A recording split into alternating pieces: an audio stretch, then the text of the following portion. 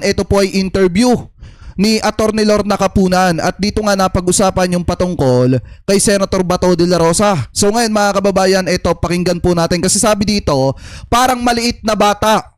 Ito daw po si Senator Bato. Atty. Lorna Kapunan waits in on Senator Bato's ICC arrest warrant mga kababayan. So ito pakinggan po natin. Unang-una kong katanungan dito sa ating panauhin ay ano ang naging reaction niya doon sa nangyari ka. Kasi ako kahapon galing akong dialysis. Meron nagsabi sa akin na ay may numero na siya. Ano? Panalo na siya? Hindi, na-impeach daw. Hindi ko naintindihan kaagad-agad. Nagalo kasi may nangyayari sa Senado, may nangyayari sa Kamara. Alam mo, ang ordinaryong tao, ganun ang naging reaksyon. Kasi tayo na nandito nga sa media, naguluhan din. Kaya naman, makakausap po natin ngayon as promised, di ba? Yes. Ang promise niya studio ulit after na magiging botohan, di ba? Yes. Kaya naman po makakausap natin ang senior Ito si Atty. Lorna Kapunan to mga kababayan. Pakinggan natin.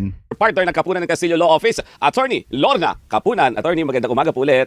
Good morning! At Doris and Robert. Good morning. At lahat ng mga nakukonfuse pa rin hanggang ngayon. Kayo po ba na nagulat sa pangyayaring na yan kahapon? Oo, kasi remember, historic. Ang feeling namin kasi mga lawyers, historic occasion ngayon. Yung last session ng House, plenary, para bumoto para sa impeachment. No? In fact, nagbe-betting-betting nga, no?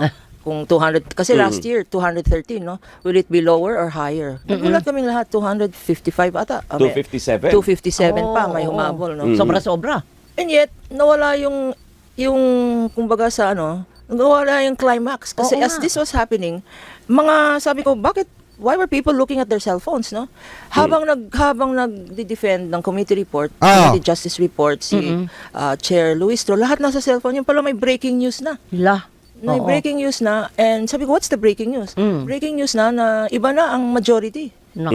Same time kasi 3 p.m. Ng din yung Senado. session, so nagkasabay talaga partner. Nagkasabay o sinabay talaga? Kasi kahapon mga kababayan, ang hinintay lang talaga ng taong bayan, yung ma-impeach etong si Sara Duterte at nung napalitaan na ng taong bayan na nasa 255 na, umabot pa nga ng 257 at may humabol pang ang dalawa. Ngayon mga kababayan, ang mas pinag-usapan kahapon, hindi naman yung liderato ng Senado Ang pinag-usapan kahapon yung itsura ni Senator Bato na mala temple run mga kababayan na tumatakbo sa hagdan. Kasi nga umiiwas sa pananagutan. Parang sinabay. Diba? Mali naman ang timing, no? Parang sinabay talaga. With the changes sa leadership, Attorney Kapunan, doon sa naipasa at sa itatransmit ng articles of impeachment, may dapat bang ipangamba yung Kamara, yung prosecution team pagdating doon sa issue ng impeachment sa Vice President? Kasi ang susunod sa impeachment rules ng House, dapat ang susunod pagka-approve by at least 1/3, no? Ngayon 3/4 ata, no? By at least 1/3 itra-transmit na yan sa Senate, no? Okay. Nung 19th Congress, the same day, pagkatapos hinabol yung transmittal, no? Bago mag-end ang sessions, no? Ngayon, yung eto nananawagan ako dun sa gumawa ng laro na Temple Run. May bagong karakter na kayo. Pwede ninyong gamitin yung karakter ni Senator Bato. 'Di ba? Siya na ngayon yung tumatakbo. 'Di ba? Kita niyo naman kung gaano kabilis tumakbo ni Senator Bato. ang nagtitinginan, itra-transmit ba? Because ang balita, lockdown. Nag-lockdown ang Senate, so hindi makapunta. The other thing is, pag dinala mo yung mga dokumento doon, at nakita niyo naman, nung impeachment hearings, napakadami. Siguro isang truckload tama. ng dokumento, no? Yung custody ng documents, originals yun. May mga originals doon, no? Including the mahiwagang BIR box, no? And yung mga SAL-Ns, napakahirap. Naandun din. Kasi part yan ng articles of impeachment, no? 4 yung articles pinag-usapan natin, no? So lahat ng yung articles of impeachment, lahat ng evidence na produce, pati video, pati mga newspaper, pati mga media clippings on air, lahat yan, mawawala yan. Nako, Diyos mio. Sa Senado, at saka kung grenade kasi although tighten ang security ng Senado, pag grenade, ang style ng iba, no? Kagaya ng COMELEC, nung height ng elections, nasusunog ang COMELEC. Ay, grabe. Quezon City Hall, nasunog ang City Hall na walang ebidensya, no? Yung mga ganyan, baka may mangyari pa sa... Baka mamaya magkaroon ng problema sa Senado, mga kababayan. Tapos halimbawa na i-transmit na doon yung article of impeachment. Magkakaroon ng problema sa Senado. Let's say may masusunog na isang opisina, kung nasa saan ando doon yung article of impeachment, mauuwi lahat talaga sa wala. Mga kababayan, kaya dapat din talaga maging maingat dito ang Kongreso, mga kababayan. Sana bago nila i-transmit yung article of impeachment, siguraduhin nilang okay na ang Senado. Na handa na talagang mag-convene once na i-transmit nila yung article of impeachment. Kasi baka nga mamaya, patulugin ng ilang araw, tapos may isang opisina masusunog dyan sa Senado, kung saan naando doon yung mga article of impeachment, ang ending niyan, nga. Ano po, nga ang taong bayan. You cannot stop them from throwing a bomb, no? Oo, meron pa nga isang insidente, inulan yung kisame, nabasa lahat ng dokumento. Tama. Comelec yun eh. Comelec din Sa yun Comelec rin yun, Oo, ano? oo. Pero yung ganyan, marami na po nag-react, attorney. Sabi nila, tapos na boxing. Ay. Bakit pa ninyo iakyat doon sa Senado? Kanila na nga yung Senado. Kahit magbutuhan kayo dyan ng ilang beses, ilan lang yung babot ng minority? Yung possible na umabor doon sa articles of impeachment. Oo. Ang sinasabi sa nangyari ngayon, nakita 13 na agad, mukhang mahihirapan. Makalusot, attorney. Yung 13 na yan, mahihirapan din. Mahihirapan din bumote for acquittal. Because sila ang madjudge ng tao, napakalakas ng ebidensya, no? So yung 13 na yan, Yan, baka pakinggan may nyo pa. Kasi merong mga hindi hardcore dyan, kagaya ng mga bilyar siblings, no? Hindi naman hardcore yun. Pwedeng may mag-swing yun, ano? Yung mga nag-abstain, no? Si Mig Subiri, tsaka si Senator Ejercito, pwede pa yan, mag-vote, no? So, ako, I'm not losing hope because I saw the evidence. I saw the will of the people. Kasi Kasi biruin nyo mga kababayan, pagka nakita nila, pagka nagkaroon ng trial, tapos bumoto sila ng acquittal, araw-araw silang sisingilin ng taong bayan, mas masakit yan. Kaysa sa bumoto ka na lang ng pabor para ma-impeach etong si Sara Duterte. Kasi sa panahon ngayon, sinasabi nila, marami daw sa mga kababayan Pilipino natin ang ayaw ma-impeach etong si Sara Duterte. Pero mga kababayan, ang nararamdaman ko dito, mas marami ang taong bayang gustong makitang humarap sa trial etong si Sara Duterte at kapag ka matibay ang ebidensya, ma-impeach siya. Yan yung gustong makita ng karamihan sa mga kababayang Pilipino po natin. Ilan lang yung nagsasabi tumututol na wag humarap sa pananagutan si Sara, pero mas marami sa taong bayan ang gustong makita na humarap siya sa pananagutan. Nag-attend talaga ako sa gallery ng House kahapon. After the actual voting, ang daming mga madre, pare, before the actual session, nagmisa pa. Nagmisa pa meron sa... pala, oo. Nagmisa pa. Oo. Nakita natin yung civil society, pitch sila kasi impeach pitch yung color nila, napakaraming sea of pitch. Oo. Tapos pagkatapos ng hearing, miski na may Senado na nangyari, parang feeling nila blessing, it's God's will na nangyari and all that. Tama. Alam mo, yun ang kung frustrated tayo. Oo. Ang gusto kong sabihin, wag tayong ma-frustrate sa tao. Because we are still hopeful, no? Konting resilient ang Pilipino, hindi ba? Resilient tayo. Pwede tayo mag-adapt sa crisis, pwede tayo mag-change ng plans and all that. So itong mga Senado, we are relying on yung statement ni now Senate President Alan, because he's also a lawyer. Ang sabi niya, he knows the Constitution. And again, citing God, the truth will set us free, no? So, yun. So, sabi niya, matutuloy daw ang impeachment. Ang problema, kailan? Yun lang. Oo. Kailan? Pero bakit mo Yun sasabihin? yun na yung pinakamasaklap. Hindi natin alam kung kailan pa ba magkakaroon ng impeachment yan sa Senado. Kasi ngayon mga kababayan, talagang wala pang kasiguraduhan kung magkukonvene ba ang Senado or hindi bilang impeachment court. Dahil nga napalitan na po ang leadership ng Senado. So ang mangyayari dyan, kasi may mga naririnig na ako mga kababayan, may mga nababasa na tayo online, na pag hindi nag-convene ang Senado bilang impeachment court, magkakaroon ng malakihang protesta dyan. Di ba may mga nananawagan na nga ng EDSA. Gugustuhin nyo ba yun? Mag-people power. Para lamang mag-convene ang Senado bilang impeachment court. Siyempre, hindi naman ata gugustuhin ng mga senador na mangyari yan. Ma'am, na kailan? Kasi di ba forthwith? First of all, Senate lockdown, no? Magulo ang situation. Lockdown nga ba, partner? Kahapon nag-lockdown sila dahil pinahabol yung mga NBI agents na humabol kay Senator De La Rosa. Oh. Pero after that, past 9:30, around 9:30 na yun eh. Tsaka palang nakalabas yung mga sasakyan ng Oo. compound. Hopefully, na-lift na yung lockdown na yan. Tapos pagka ma'am, dinala na doon, ni-receive na, dokumentado na na-receive, ano ang next na mangyayari? Ang next step, klarong-klaro sa Constitution, na the Senate President shall, ang Trinan-Smith shall constitute articles of impeachment Oo. and the Senate President shall constitute an impeachment court. Okay. Marami na nagsasabi, wala naman discretion dyan. Iba yung shall, iba yung may. No? Yun lang. Oh. Shall is mandatory. Dapat gawin. Dapat. Parang ganun. Ngayon, ang sasabihin, marami nagsasabi, pag Trinan-Smith yan, magko-convene pa daw ang Senate. At since they have to decide whether to proceed or not, sasabihin na naman nila security issues, sasabihin nila urgent issues, sasabihin Yes, nila, oo. etc. No? Pero tama na.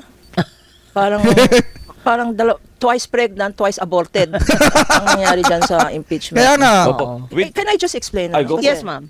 Kasi nakinig ako sa reason nila, no, kung bakit ayaw nila i-consider yung warrant of arrest. First of all, yung factual issue na talagang may warrant of arrest, no, From Ah. ICC. from ICC. At pinakita ni Senator Trillanes, no, because nung start ng Senate plenary session, nagdidebate pa sila No. kung meron bang warrant of arrest or not. Meron ba? Wala. Yung ganun. Okay, but when it became evident na may warrant of arrest, ang problema ng mga arresting people, dapat nag-coordinate with the Senate.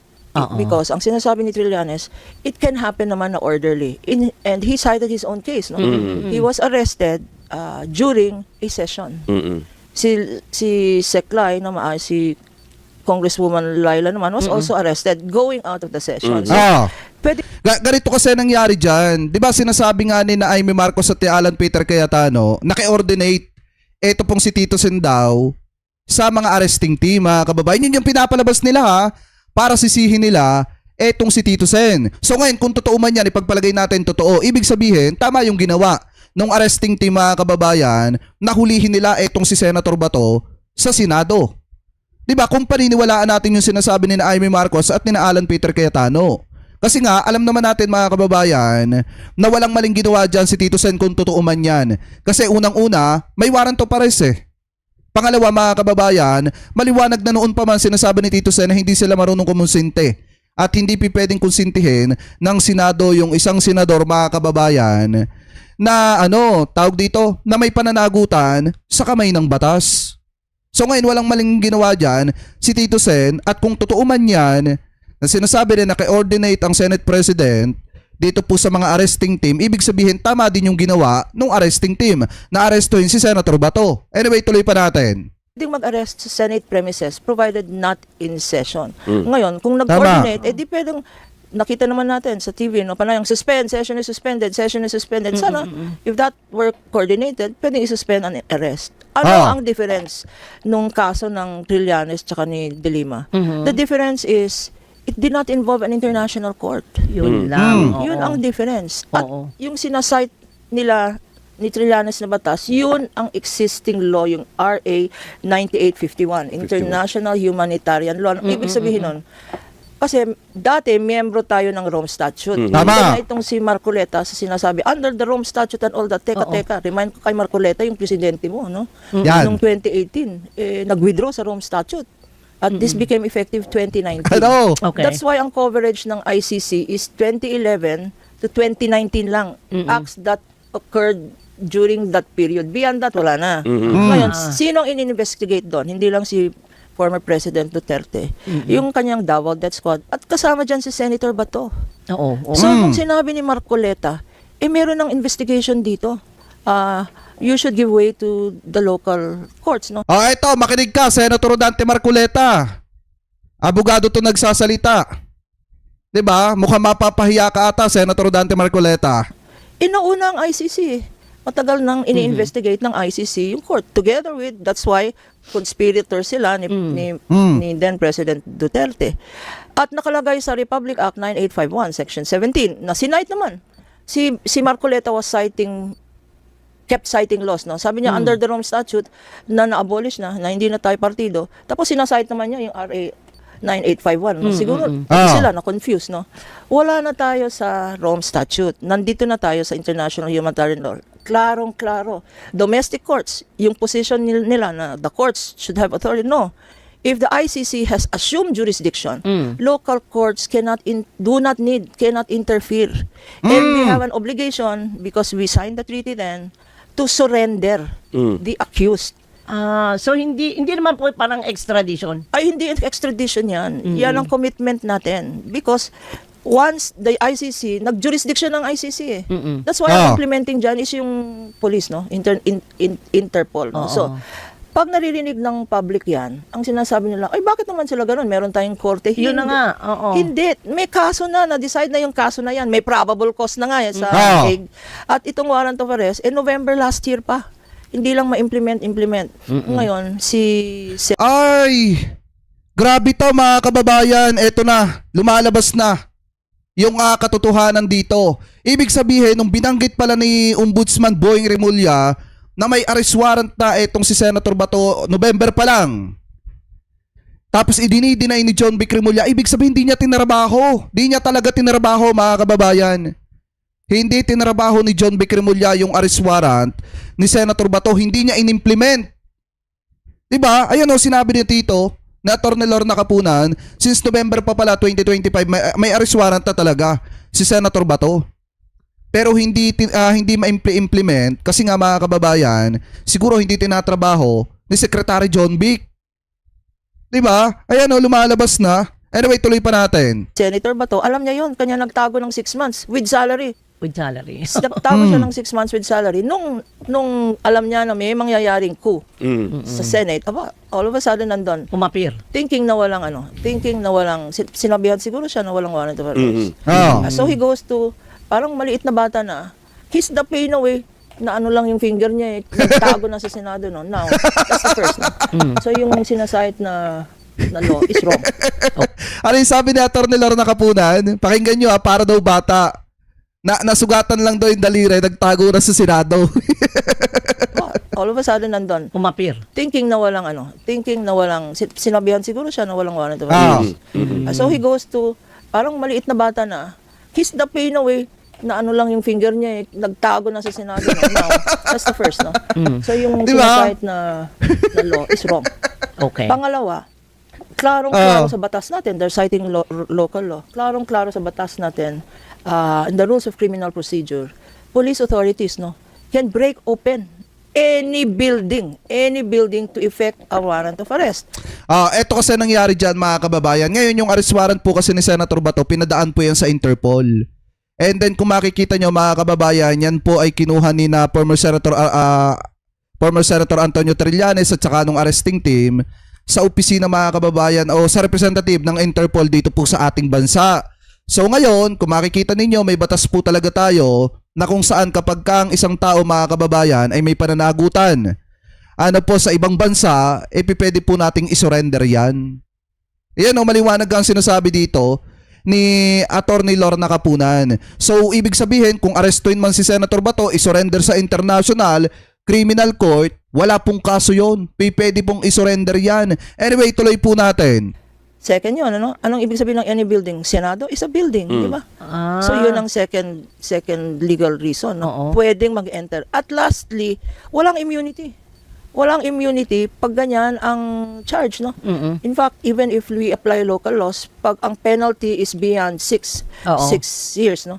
Wala nang immunity. Lalong-lalo na, this is a crime against humanity. Walang immunity. So, magtago man siya dyan, habang yung mga lawyers niya, no, gumawa ng legal remedies, palagay ko, no? Siyempre, alam ng Supreme Court ang batas, alam ng Supreme Court ang Constitution, palagay ko, wala na, ma-arresto siya. Will that affect the impeachment? I'm saying yes. Mag-shift ngayon. Not only it's not a numbers game, it's a perception game. Kasi ititest rin nilang Supreme Court eh. Correct. Pero kanina pa, Eto mga kababayan dapat kabahan si Senator Bato sa sinabi ni Atty. Lorna Kapunan. Eto batikang abogado to. Ano yung sinabi dito ni Atty. Lorna Kapunan? Talagang ang ending dito, maaaresto si Senator Bato. Maaaresto siya, madadala siya sa dahig. Diba, kahit magtago siya sa Senado mga kababayan, ang tanong kasi dito, hanggang kailan susukatin ng Senado ang kapangyarihan ng batas? Diba? Hanggang kailan susukatin ng Senado ang kapangyarihan ng batas? Ayun yung napakaliwanag dyan eh. Ngayon, mga kababayan, malaki ang posibilidad na talagang ang ending nito, ang ending ng game ni Senator Bato, maaresto siya sa sariling laro po niya. Diba? Yan yung mangyayari dyan. Anyway, shoutout kay Ma'am Chaicher ha. Guest namin si former Senate President Franklin Drilon. Drilon. O, klinaro po namin yan, yung pagkaganyan na papaano ba yung, kung wala yung isang senador, hindi nagpapakita, makakaboto pa ba siya? Eh, nagpasa daw pala ng resolusyon kahapon yung Marcoleta na pwede, approve na without thinking. So, Grabe, no? kung ang iisipin ng mga tao, eh, hindi makakaboto si Bato, so kulang ang 13 nila. Ay, hindi po mga kababayan ko, pwede na, magmula ngayon, kumbaga inaikutan yung batas. Meron silang report 44 or something. Pero even without that rule, even without the rule na pwedeng nang mag-attend virtual, nakalagay sa constitution natin, 2/3 vote of the entire Senate, of the Okay. Senate. So, ang problema dyan, kailangan ng affirmative votes, no? So, yung pag-absent, considered negative yan. Ah, ganun ba? Kasi you have to get 2/3 of 24, 16. Whether absent ka, virtual ka, wala ka, Kung nag-abstain, negative yon. Kasi you need affirmative, yung yes. Yung nag-yes. Tama. Oo. Ang Okay. binibilang yung nag-yes, hindi yung nag-no or yung absent Yung or okay. yung duwag na nagtatago. Ayan Diba, kita nyo naman mga kababayan. Si Senator Bato daw parang bata, nasugatan lang yung daliri. Nagtago na sa Senado. Nakakahiya yun mga kababayan, tapang-tapangan siya noon, pero nung nasugatan lang yung daliri ng konti, nagasgasan lang, nagtago na sa Senado. Alam niyo mga kababayan, ito yung pinakamasakit sa part ni Senator Bato na hindi talaga niya pwedeng ikaila. Nagamit talaga siya. Nagamit siya bilang sacrificial lamb. Ano po, para isalba ang kalayaan ni Sara Duterte kapalit ng kalayaan niya. 'Di ba? Para hindi ma-impeach etong si Sara Duterte ang sukli. Yung kalayaan niya mga kababayan, yun yung mako-compromise. Ano po dito kay Senator Bato. So ngayon, ang tanong dito, hanggang kailan siya poprotektahan ng Senado mga kababayan? Mismong nagsalita na nga si Attorney Lorna Capunan na pwede talaga maaresto. Ito pong si Senator Bato. So kayo, mga kababayan, kung kayo po ang tatanungin, ano po ang masasabi ninyo hingil po dyan sa usapin na yan mga kababayan sa mga sinabi ni Attorney Lorna Capunan? Comment below na lamang po ha kung ano po ang comment at opinion po ninyo hingil po dyan.